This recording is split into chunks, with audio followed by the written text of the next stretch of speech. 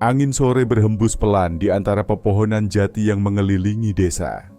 Matahari sudah condong ke barat, meninggalkan langit dengan semburat jingga keemasan.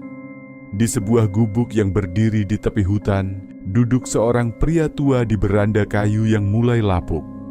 Dialah Ki Sura, seorang dukun yang dikenal oleh banyak orang, dihormati, ditakuti, dan bagi sebagian dianggap sebagai jalan terakhir bagi mereka yang kehabisan harapan.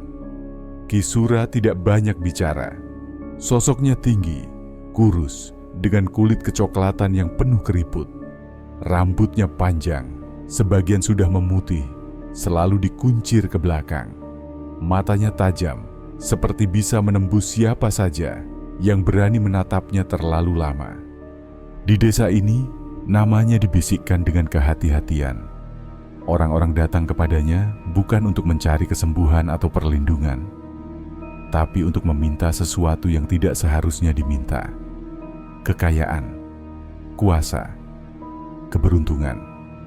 Dan Ki Sura tanpa ragu akan memberikan apa yang mereka inginkan. Tidak ada yang tahu pasti dari mana Ki Sura berasal. Ia muncul di desa ini puluhan tahun lalu, seorang pemuda asing yang tiba-tiba mendirikan gubuk di tepi hutan. Awalnya, orang-orang mengabaikannya. Mereka mengira ia hanya perantau yang akan segera pergi.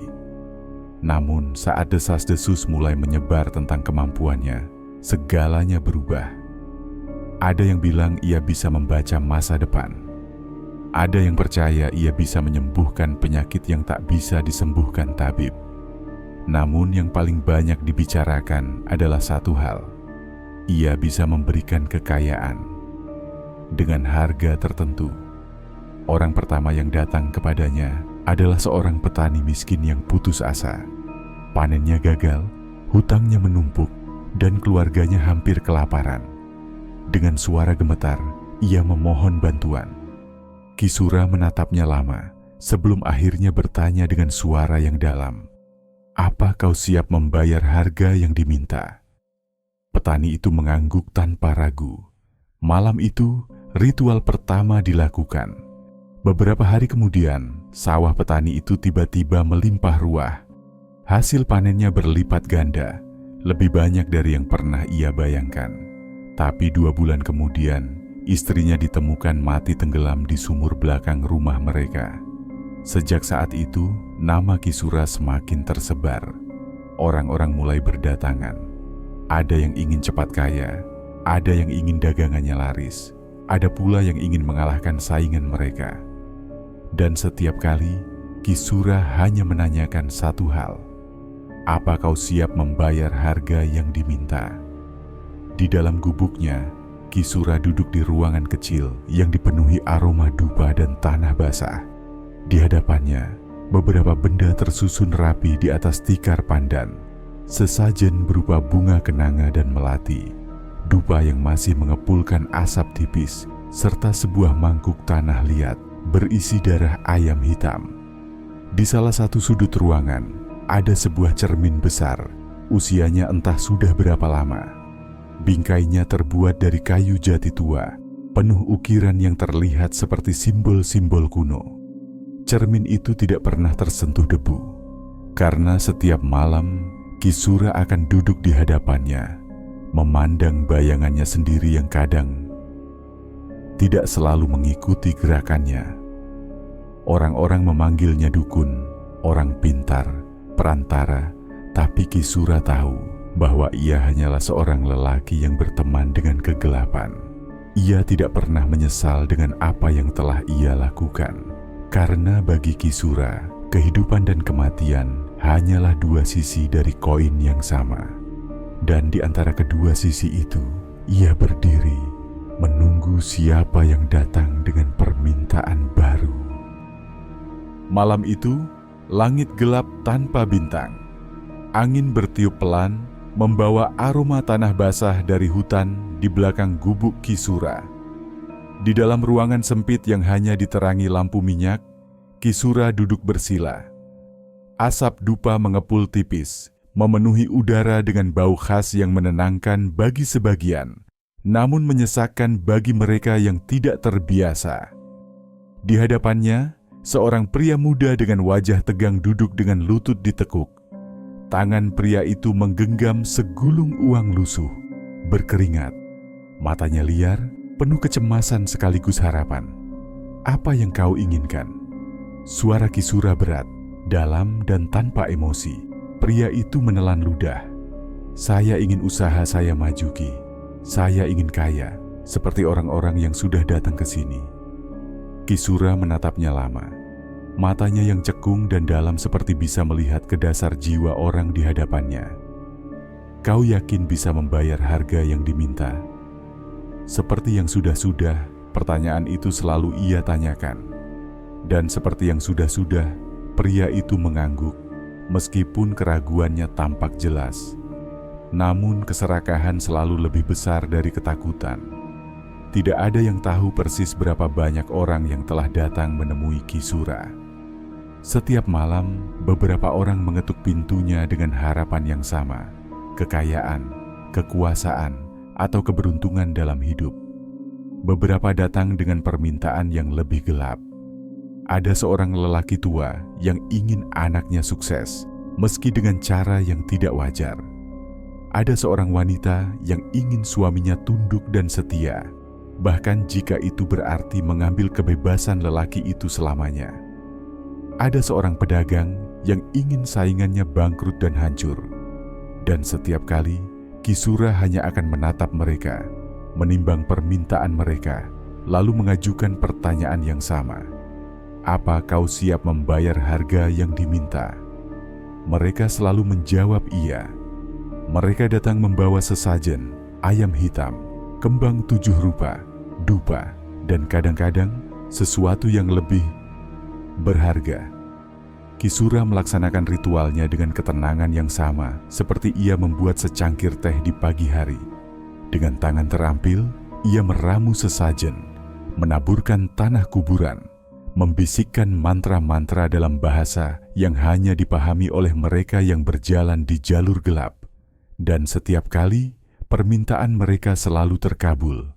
Usaha mereka tiba-tiba melejit tanpa alasan yang jelas. Orang-orang yang mereka benci jatuh miskin, sakit, atau bahkan mati secara misterius. Para pelanggan yang dulu hanya memiliki satu warung kini memiliki jaringan toko di mana-mana.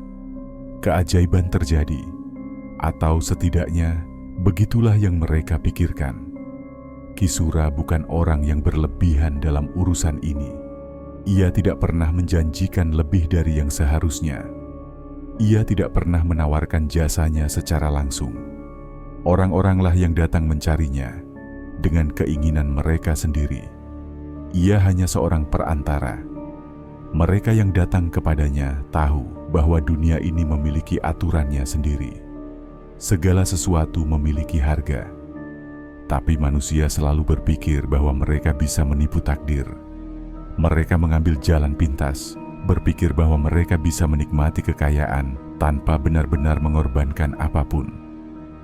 Namun mereka lupa, kegelapan tidak pernah memberi tanpa mengambil sesuatu kembali. Suatu malam, setelah semua tamunya pulang, Ki Sura duduk sendiri di ruangannya. Lampu minyak di sudut ruangan berkedip-kedip. Asap dupa masih melayang di udara, meskipun ritual telah selesai sejak beberapa jam lalu. Di hadapannya, sebuah mangkuk tanah liat berisi darah ayam hitam masih tersisa, mengering di tepian. Sebatang dupa terakhir terbakar pelan, nyalanya merah kecil dalam kegelapan. Ia menghela napas, meraih cangkir tanah liat di sampingnya, dan menyeruput teh hangat yang sudah mulai mendingin. Malam ini, ia telah bekerja keras. Orang-orang di desa tidak pernah tahu bagaimana ritual-ritual Ki Sura bisa berjalan begitu lancar.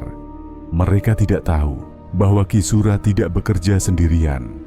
Di balik setiap keberuntungan yang ia berikan, setiap kesialan yang ia timpakan, ada sesosok makhluk yang bekerja dalam bayangan. Jin itu tidak memiliki nama, atau mungkin namanya sudah lama dilupakan. Ia adalah sosok yang tak berbentuk sepenuhnya, melayang di antara bayangan, hadir dalam setiap ritual yang Ki Sura lakukan. Dialah yang membuat dagangan para pelanggan Kisura tiba-tiba laris manis. Dialah yang menanamkan ketakutan di benak saingan mereka. Dialah yang mengambil nyawa ketika harga harus dibayar. Dan setiap kali permintaan baru datang, Kisura hanya perlu berbisik kepadanya. Sebuah perintah dan semuanya akan berjalan sebagaimana mestinya. Kisura tidak pernah takut pada makhluk itu, karena ia adalah tuannya. Atau setidaknya itulah yang selalu ia yakini. Malam masih pekat ketika Kisura duduk bersila di tengah ruangan, menghadap sesajen yang telah ia persiapkan dengan rapi. Udara berbau anyir, bercampur aroma dupa yang terbakar perlahan. Cahaya temaram dari lampu minyak menari-nari di dinding, menciptakan bayangan yang bergerak liar, seolah ada sesuatu yang tengah mengintai dari kegelapan. Di hadapannya, seekor ayam hitam meronta pelan, matanya membelalak ketakutan. Tangan Kisura tetap tenang saat menghunus belati tajam, ujungnya berkilat diterangi nyala lampu. Dengan satu tarikan napas panjang, ia mengayunkan belatinya. Darah mengalir ke dalam mangkuk tanah liat, meresap ke dalam tanah di bawahnya. Kisura menutup matanya, mulai melantunkan mantra dengan suara rendah, hampir seperti bisikan. Dan perlahan, udara di sekitarnya berubah, dingin, seperti sesuatu yang tak terlihat merayap masuk ke dalam ruangan. Sebuah suara terdengar, bukan dari telinganya, tapi dari dalam kepalanya sendiri. "Aku di sini." Kisura tersenyum tipis. Makhluk itu telah datang. Tidak ada yang tahu bahwa Kisura bukan hanya membantu orang lain mendapatkan pesugihan, tetapi ia sendiri juga melakukan pesugihan untuk dirinya sendiri. Ia memiliki jin peliharaan yang selama ini setia menuruti semua perintahnya. Jin itu adalah alasan mengapa ia tak pernah kekurangan.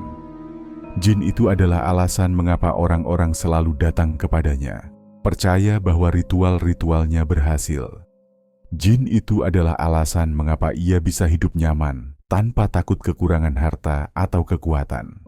Tapi makhluk seperti itu tidak bekerja secara cuma-cuma. Setiap kali Kisura meminta sesuatu, ia harus memberikan tumbal. Dan tumbal yang ia berikan bukan sekadar ayam hitam atau kembang 7 rupa. Kadang-kadang, ia harus mengorbankan sesuatu yang lebih besar. Seseorang, tumbal manusia.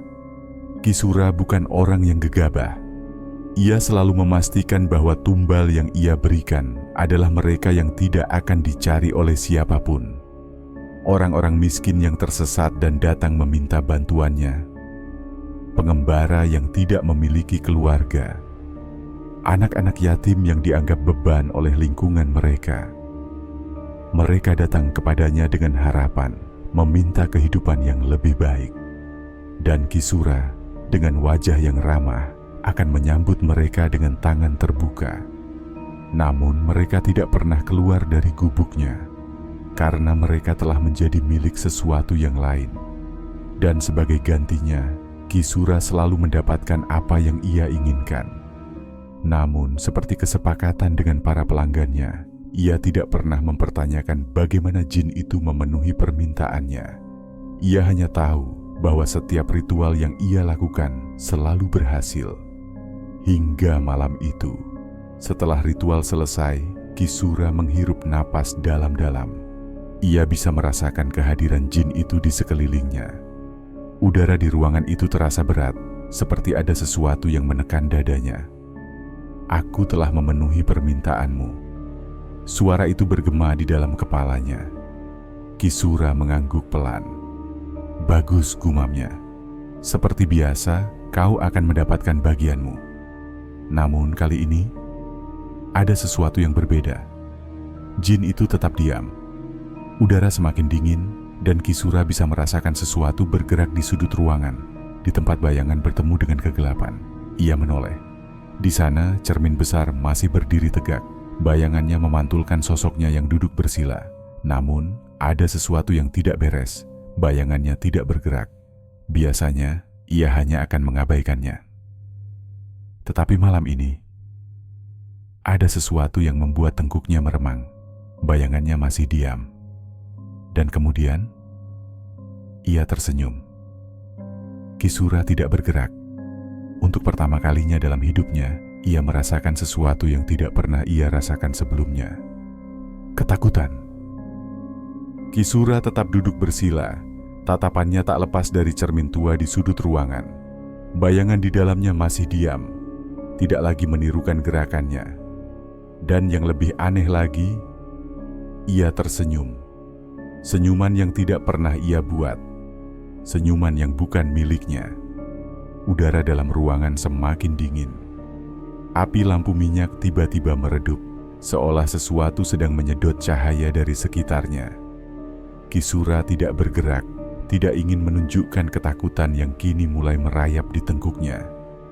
Ia telah berurusan dengan makhluk-makhluk gaib sepanjang hidupnya.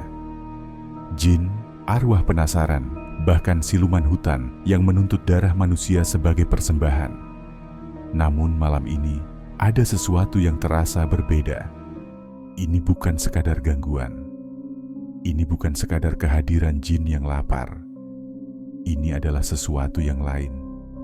Beberapa hari terakhir, semuanya berjalan dengan lancar. Para pelanggan datang dengan berbagai permintaan. Ada yang ingin dagangannya laris. Ada yang ingin naik pangkat di pekerjaannya. Ada yang ingin mengutuk saingannya hingga jatuh bangkrut. Dan Kisura, seperti biasa, menerima mereka dengan wajah yang tenang. Ia akan meminta mereka membawa sesajen yang diperlukan, kembang 7 rupa, kemenyan, minyak misik, darah ayam cemani. Kemudian, di malam hari, ia akan berbicara dengan jin peliharaannya. Jin itu akan bergerak dalam bayangan, melakukan tugasnya tanpa pernah gagal. Sampai malam ini. Sampai bayangannya di cermin mulai tersenyum sendiri. Ruangan terasa semakin sunyi. Dari sudut cermin, sesuatu bergerak pelan. Bukan bayangannya, tetapi sesuatu di dalam bayangannya. Kisura menajamkan mata, mencoba mencari tahu apa yang sebenarnya terjadi. Dan saat itu juga, suara yang ia kenal baik berbisik di telinganya. "Tumbal sudah kau berikan." Kisura terdiam. "Permintaanmu sudah kupenuhi." Ia masih diam, meskipun jantungnya mulai berdetak lebih cepat. "Lalu, kapan kau akan memberikan bagianmu?" Kisura memejamkan mata sejenak, mengatur napasnya. Ia tahu benar apa maksud suara itu. Setiap kali ia meminta sesuatu, ia harus memberi tumbal. Selama ini, ia selalu memilih orang-orang yang tak memiliki keluarga, orang-orang yang tak akan dicari jika mereka menghilang. Namun mungkin itu tidak cukup lagi. Mungkin jin itu menginginkan sesuatu yang lebih dari sekadar nyawa manusia biasa. Mungkin kini giliran dirinya yang ditagih. Perlahan, Kisura membuka matanya. Bayangannya di cermin masih tersenyum. Tapi kini, ia tidak lagi diam. Perlahan, sangat perlahan, bayangan itu mengangkat tangannya. Namun, Kisura sendiri tidak bergerak. Jantungnya berdegup kencang saat menyadari sesuatu. Bayangan itu sudah tidak lagi menjadi bayangannya. Ia bukan cerminan dirinya. Ia sesuatu yang lain. Dan saat itu juga, Kisura merasakan sesuatu merayap di punggungnya. Dingin, tajam, seperti jemari yang bukan milik manusia. Sudah saatnya, Kisura. Kini, giliranmu yang harus membayar. Di dalam gubuk yang gelap, Kisura duduk diam. Pikirannya masih bergelut dengan bayangan di cermin, senyuman itu, gerakan yang tidak lagi mencerminkan dirinya, dan suara yang berbisik di telinganya. Kini, giliranmu yang harus membayar. Kalimat itu terus terngiang-ngiang di kepalanya. Tidak, itu tidak mungkin. Sejak awal ia telah memastikan bahwa semua tumbal telah diberikan sesuai perjanjian. Ia telah memenuhi semua syarat yang diminta.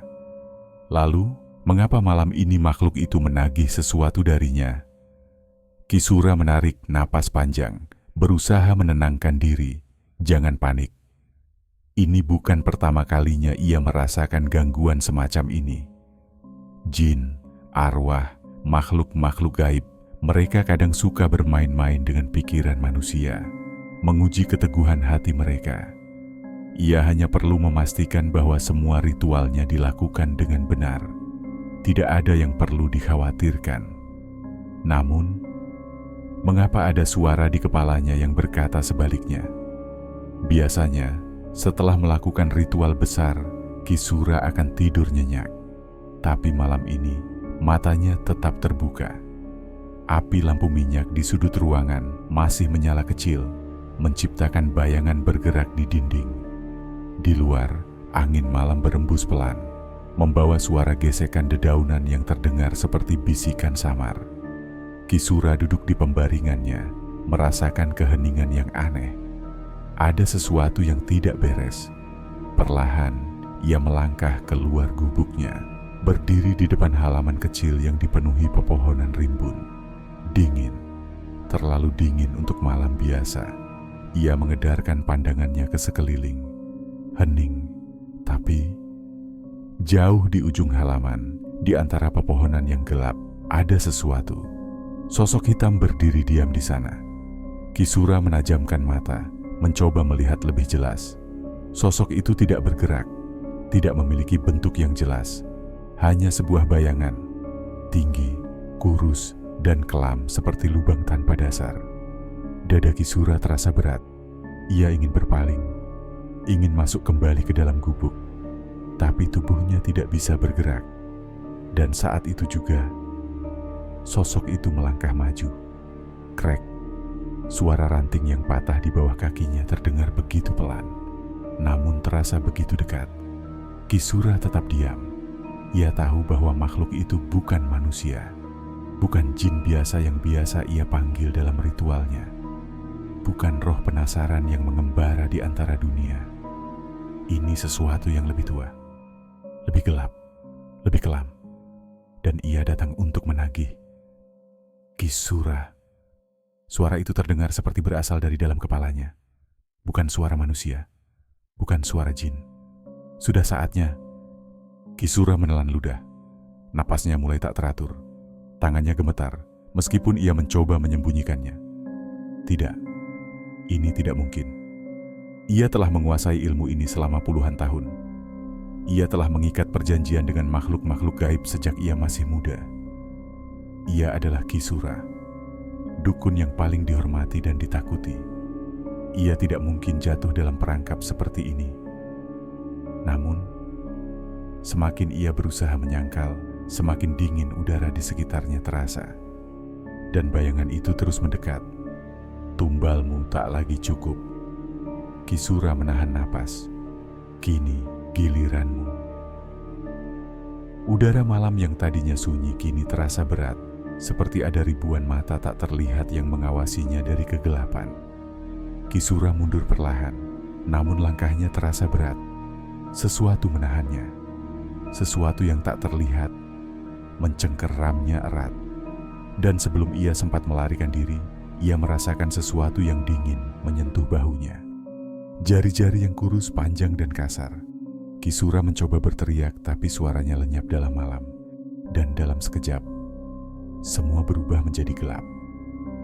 Udara pagi terasa lembab dan berat saat Kisura membuka matanya. Ia terbangun di tanah, di halaman depan gubuknya. Napasnya masih terengah-engah, tubuhnya terasa lemas, seolah tenaganya terkuras semalaman. Namun yang paling membuatnya gelisah adalah ia tidak ingat bagaimana ia bisa sampai di sini. Malam terakhir yang ia ingat adalah suara itu. Kini giliranmu. Lalu, hitam. Samar-samar, ia bisa merasakan bekas jari-jari dingin yang mencengkeram bahunya. Tanda bahwa makhluk itu benar-benar datang. Tanda bahwa waktu yang ia miliki semakin menipis. Ia harus bertindak cepat. Di dalam gubuknya, Kisura menyalakan dupa dan memulai ritual. Tangannya gemetar saat ia menuangkan minyak ke dalam mangkuk tembaga. Aroma tajam menyengat hidungnya saat ia membakar sejumput kemenyan. Ia harus menegosiasikan perjanjiannya kembali. Sejak awal ia tahu bahwa tidak ada yang gratis dalam dunia ini.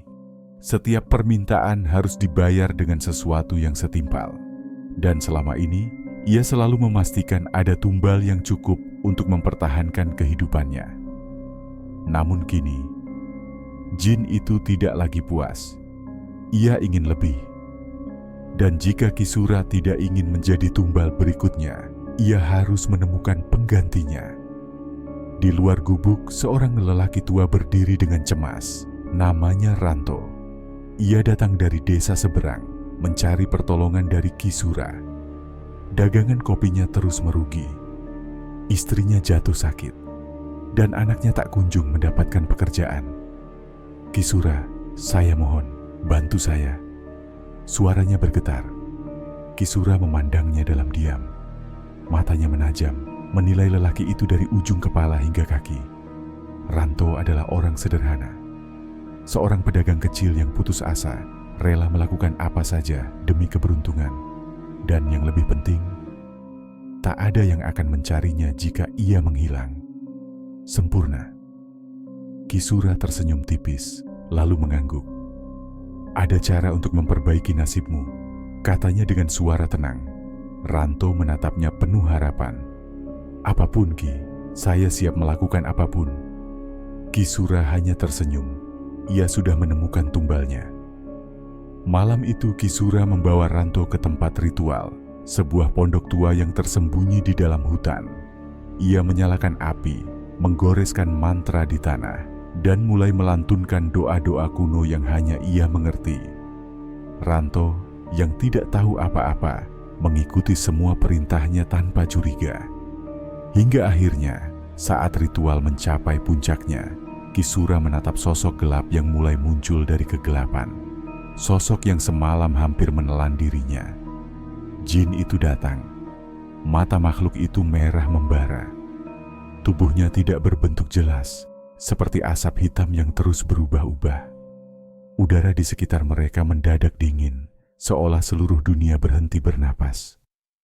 Kau membawa penggantimu. Suara jin itu bergema di dalam kepalanya. Kisura mengangguk, meskipun jantungnya berdetak kencang.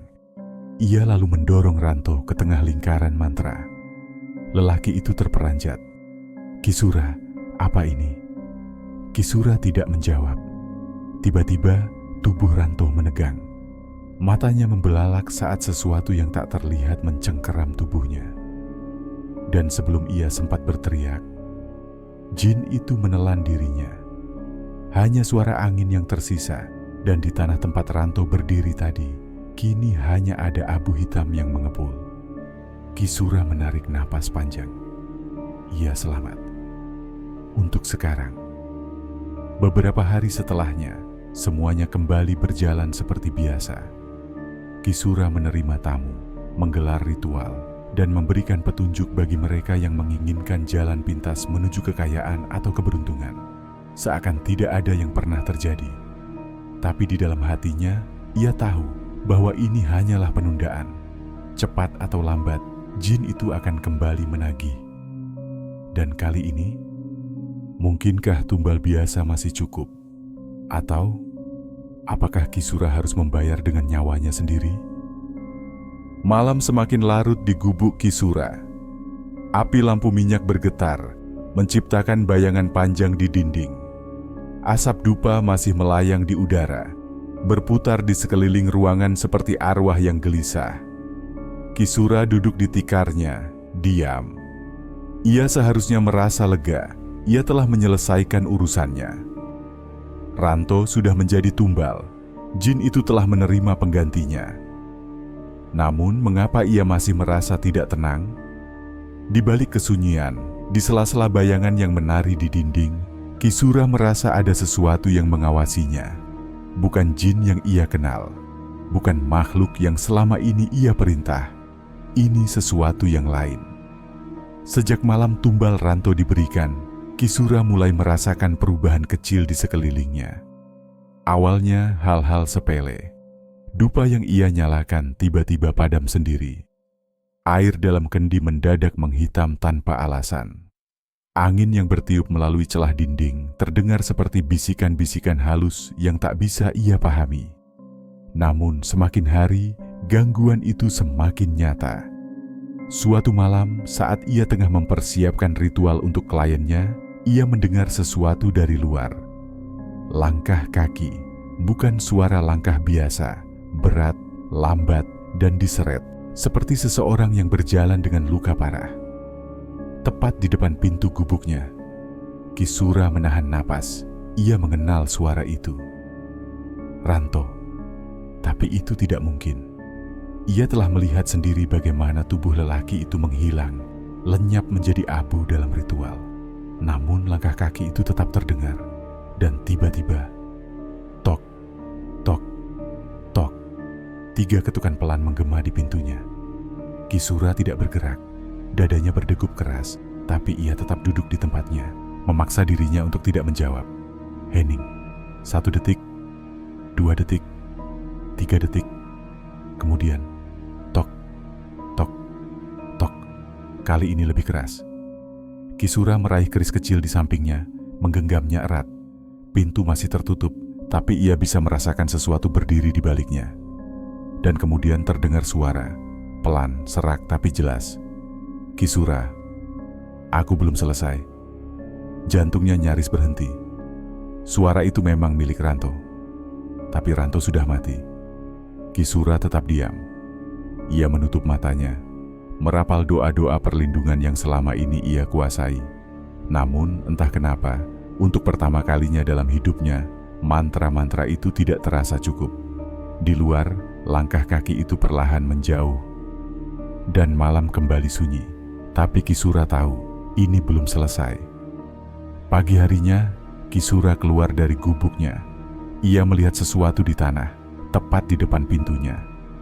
Jejak kaki, basah, seolah seseorang telah berjalan dengan kaki yang penuh lumpur. Jejak itu memanjang, menuju ke arah hutan.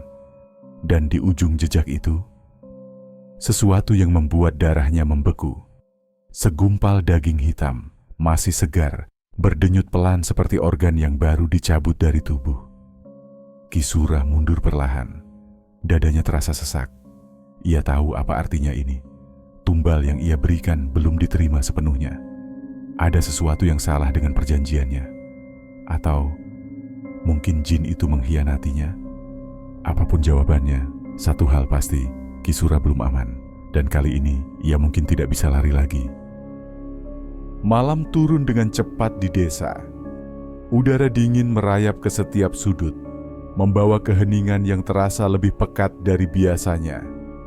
Ki Sura duduk di dalam gubuknya, menyalakan sebatang dupa di hadapannya. Asapnya mengepul perlahan, membentuk pola aneh di udara sebelum lenyap. Biasanya, ritual ini membuatnya tenang. Tapi malam ini, rasa gelisah tetap mengendap dalam dirinya. Sejak jejak kaki itu muncul di depan pintunya pagi tadi, Ki Sura tidak bisa menghilangkan satu pikiran yang terus berputar di kepalanya. Ranto belum benar-benar pergi. Atau lebih tepatnya, sesuatu yang menyerupai Ranto masih ada di sini. Dan ia tahu, cepat atau lambat, ia harus menghadapinya. Ki Sura mencoba menenangkan pikirannya. Merapal mantra perlindungan yang selama ini selalu berhasil mengusir gangguan halus. Tapi malam ini, mantra itu terasa hampa. Nyala lampu minyak di sudut ruangan tiba-tiba bergetar, seolah ada hembusan angin dingin yang tidak berasal dari mana-mana. Kemudian, srek, srek, Ki Sura menegang. Itu suara gesekan, seperti sesuatu yang bergerak di luar gubuknya, menyusuri dinding dari luar. Ia menahan napas. Srek, srek, lebih dekat, lebih keras. Lalu, diam. Ki Sura tahu ia harus tetap di tempatnya, tidak menunjukkan ketakutan. Tapi kemudian, sesuatu terjadi. Dari belakangnya, dari sudut gubuk yang gelap, suara itu muncul. Pelan, serak. Ki Sura membegu. Suara itu berasal dari dalam ruangan, di belakangnya. Ia tidak perlu berbalik untuk tahu siapa yang berbicara. Ia bisa merasakan kehadiran itu, dingin, basah, dan penuh dendam. Lalu suara itu berbicara lagi. Perjanjian belum selesai. Kisura menutup matanya rapat-rapat. Ia tidak boleh menjawab. Ia tidak boleh menunjukkan rasa takut. Tapi sebelum ia bisa mengendalikan pikirannya, sesosok tangan dingin mencengkeram bahunya. Kisura terbangun dengan napas terengah-engah. Ia terbaring di lantai gubuknya, tubuhnya basah oleh keringat dingin. Tangannya gemetar saat ia meraba bahunya, tempat di mana ia merasakan sentuhan itu tadi. Tidak ada apa-apa, tidak ada bekas, tidak ada jejak. Tapi Kisura tahu, itu bukan sekadar mimpi, ranto, atau apapun yang tersisa darinya benar-benar kembali. Dan itu berarti tumbalnya telah gagal. Entah karena ada yang salah dengan ritualnya, atau karena jin peliharaannya sudah tidak lagi bisa dikendalikan. Tapi satu hal pasti, Kisura dalam bahaya. Ia harus menemukan solusi lain sebelum semuanya menjadi lebih buruk.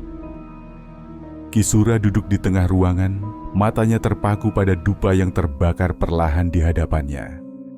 Asapnya berputar-putar, seakan membentuk bayangan-bayangan yang berbisik di dalam pikirannya. Di luar gubuk, angin berhembus dingin. Malam ini lebih sunyi dari biasanya. Terlalu sunyi. Tapi Kisura tahu, kesunyian bukan pertanda baik. Ia telah menghabiskan puluhan tahun dalam dunia ini, mengenal setiap celah antara dunia nyata dan dunia gaib. Dan sekarang, sesuatu telah berubah. Jin peliharaannya, ia tidak lagi merasakan keberadaannya. Sejak ritual terakhir, sejak malam ketika suara ranto bergema di balik punggungnya, kehadiran jin itu terasa semakin menjauh. Jin yang selama ini menjadi alatnya. Jin yang selalu ia beri tumbal, yang selalu menuruti perintahnya. Tapi sekarang, jin itu mulai diam. Atau lebih buruk lagi, mulai berbalik. Kisura mengambil pisau kecil dari balik selendangnya. Sebilah belati tajam dengan ukiran kuno di gagangnya. Dulu, belati ini pernah ia gunakan dalam ritual pertamanya. Dulu, benda ini memiliki kekuatan. Sekarang, entahlah. Tapi ia harus mencoba. Dengan tangan yang sedikit gemetar, Kisura menggambar pola di lantai tanah. Mantra kuno keluar dari bibirnya, hampir seperti bisikan, bercampur dengan hembusan napasnya yang dingin. Di luar, angin mulai berputar. Nyala lampu minyak di dalam ruangan tiba-tiba meredup. Kisura tidak berhenti. Ia menekan ujung belati ke telapak tangannya. Luka kecil, cukup untuk memanggil. Setetes darah jatuh ke dalam lingkaran yang telah ia buat. Hening. Udara di dalam ruangan terasa semakin berat, seakan waktu melambat. Lalu, serak, serak, serak. Suara itu, dari dalam tanah. Seperti sesuatu yang merayap, menggeliat, mencoba keluar dari kegelapan. Kisura menarik napas dalam. Ia telah memanggilnya. Jin peliharaannya akhirnya datang. Atau, begitulah yang ia pikirkan.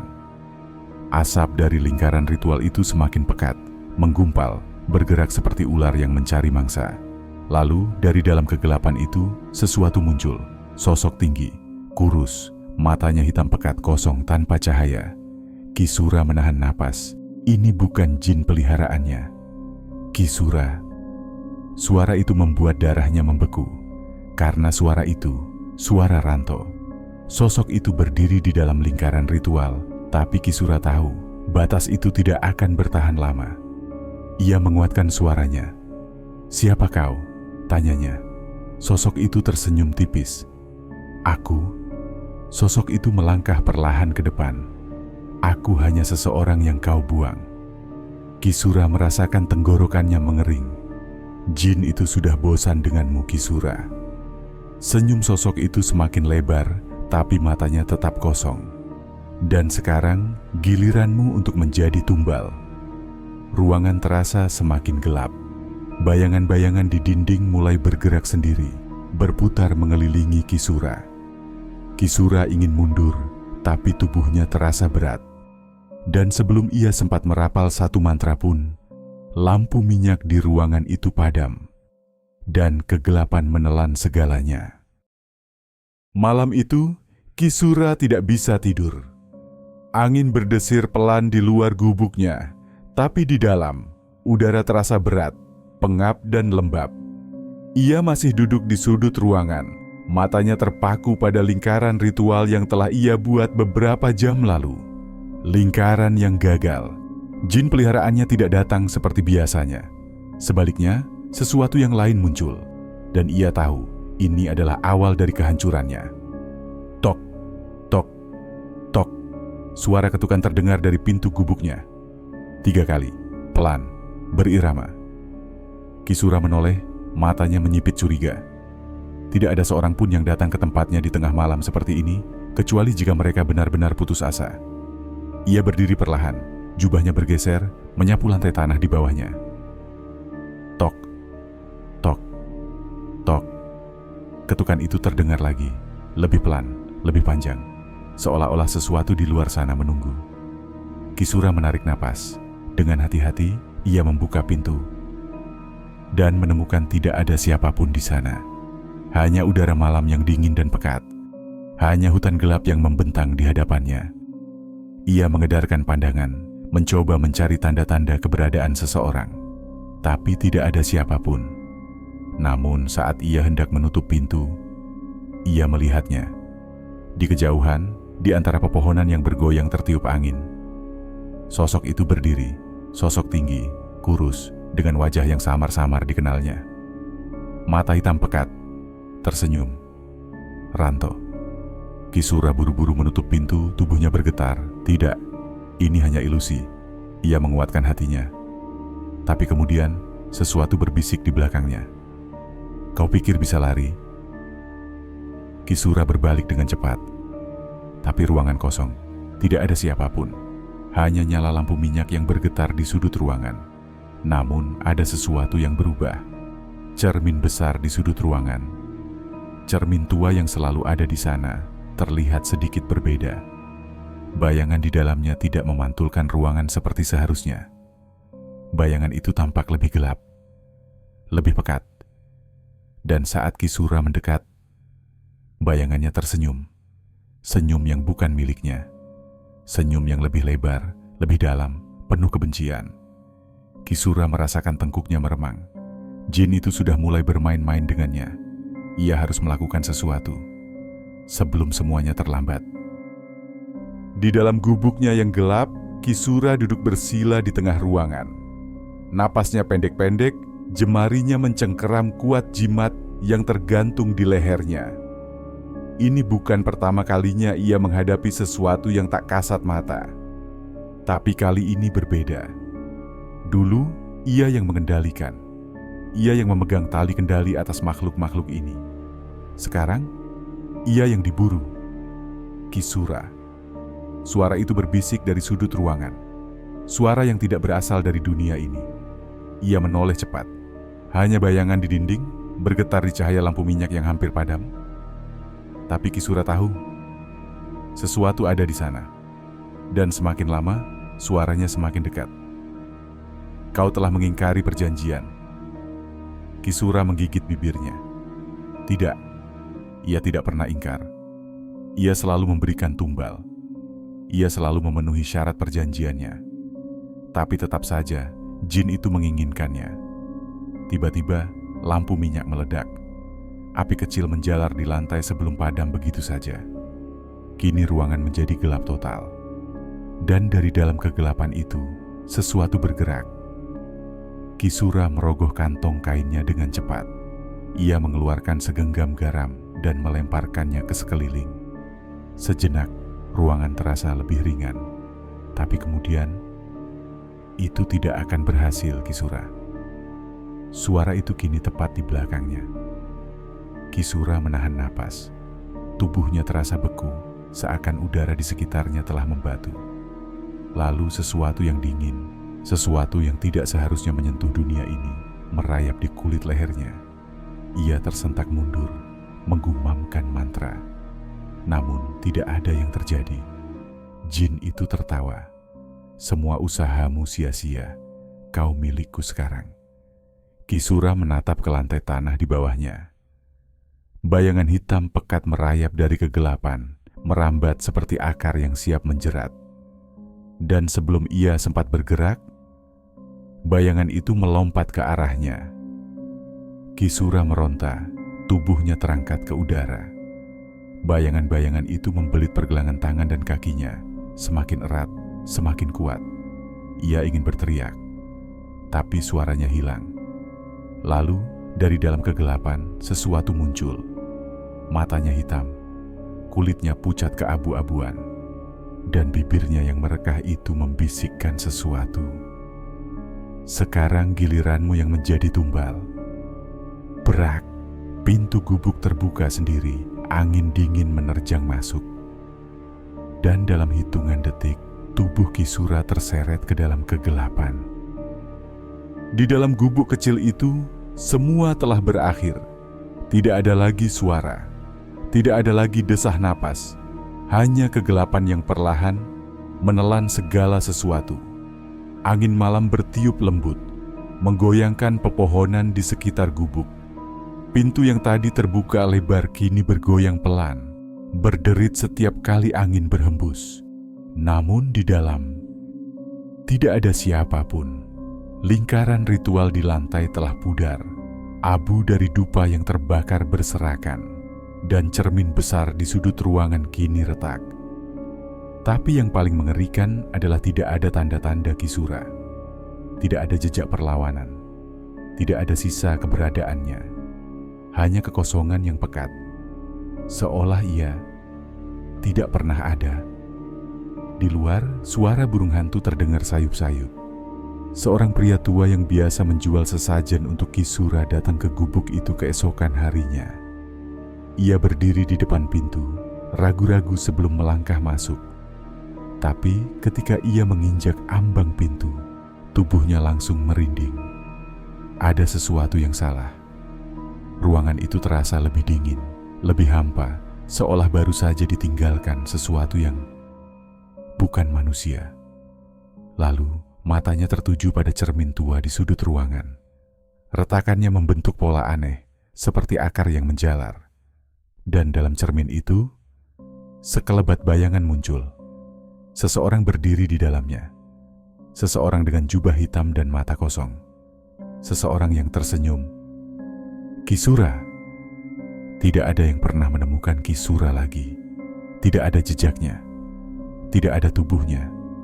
Hanya gubuk tua yang dibiarkan kosong, ditinggalkan orang-orang, dianggap angker dan berbahaya. Namun, pada malam-malam tertentu, ketika kabut turun dan angin berbisik di antara pepohonan, kadang-kadang terdengar suara ketukan di pintu. Tok, tok, tok.